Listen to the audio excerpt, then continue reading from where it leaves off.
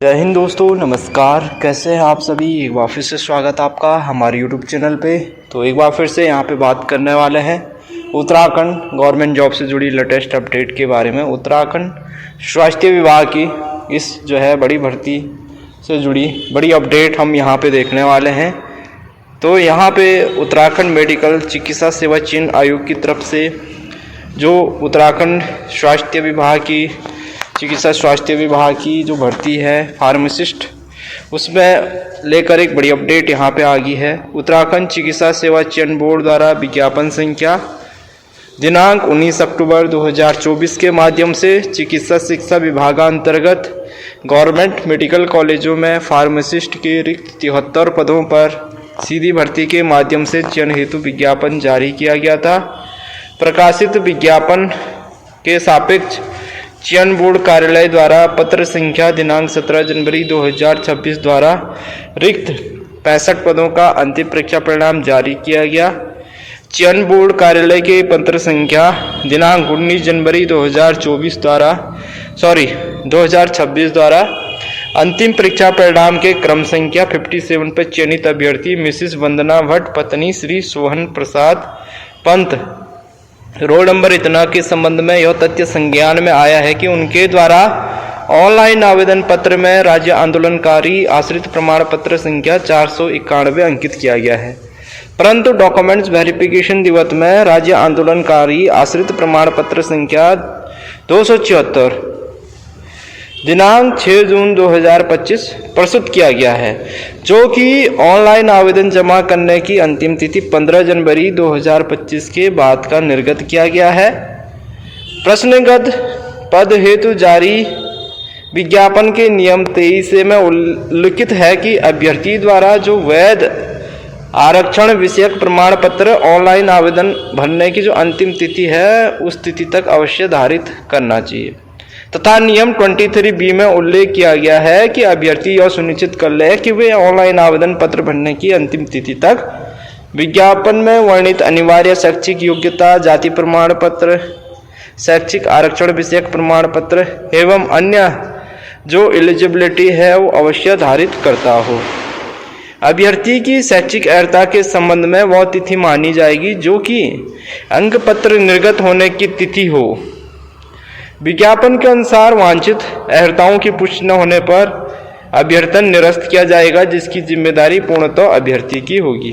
तो चूंकि अभ्यर्थी ऑनलाइन आवेदन पत्र जमा करने की अंतिम तिथि तक स्वयं से संबंधित उत्तराखंड राज्य आंदोलनकारी या उनके आश्रित प्रमाण पत्र धारित नहीं करते हैं तथा प्रस्तुत दस्तावेज ऑनलाइन आवेदन पत्र जमा करने की अंतिम तिथि के बाद का है, जो कि नियमानुसार स्वीकार्य नहीं है, अंतिम परीक्षा परिणाम के क्रम संख्या 57 पर चयनित अभ्यर्थी का प्रश्नगत पद पर चयन स्थगित रखा गया। साथ ही अभ्यर्थी को इस संबंध में प्रत्यावेदन प्रस्तुत करने हेतु दिनांक 22 जनवरी सायं 5 बजे तक का समय दिया गया था।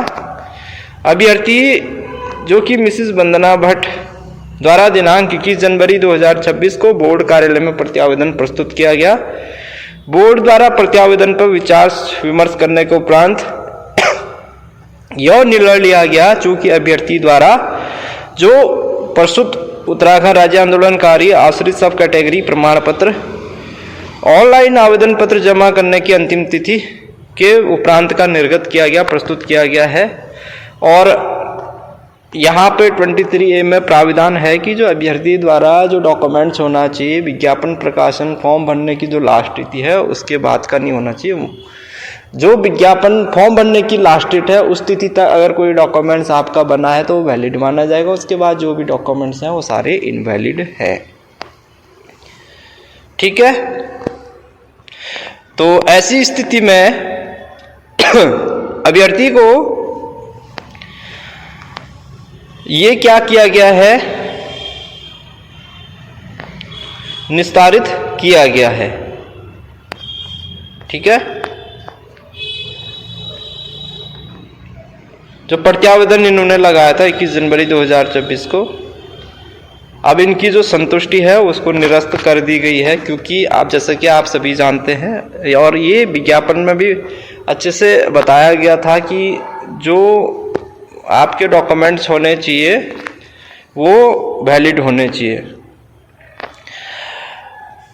अब क्योंकि यहाँ पे इनका जो है इस कैंडिडेट का यहाँ पे अभ्यर्थन निरस्त किया गया है, तो उसके बाद जो अगला कैंडिडेट यहाँ पे नाम आ रहा था उनका यहाँ पे जो है नाम आया हुआ है, और ये नाम आया हुआ है जनरल कैटेगरी के अंतर्गत उत्तराखंड राज्य आंदोलनकारी या उनके आश्रित उपश्रेणी के अंतर्गत।